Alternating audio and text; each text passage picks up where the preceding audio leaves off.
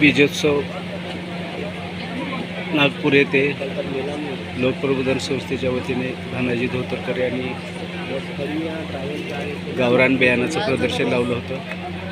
या प्रदर्शनामध्ये किमान 100 गावरान बियाणाचे वाण प्रदर्शन आणि विक्रीसाठी ठेवले होते। गावरान ज्वारीचे काय वाण जे काळी गोंड आहे, लाल गोंड आहे, पिवळ गोंड आहे, पांढर गोंड आहे, जुना भोपळा आहे, दोडका आहे, वाल आहे, पटाडी आहे, भेंडी आहे, लाल मिरची आहे, टमाटा आहे,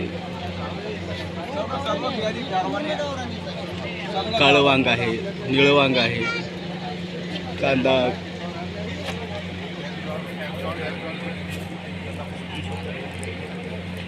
लौकी शेवगा शेंग आहे,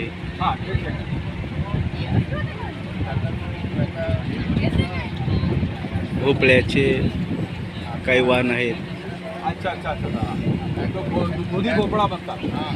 लाल मुळा आहे, पांढरा मुळा आहे।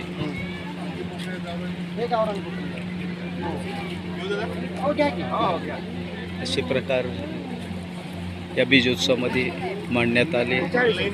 ग्राहकांचा नागपूरमध्ये उत्कृष्ट प्रतिसाद होता। विक्री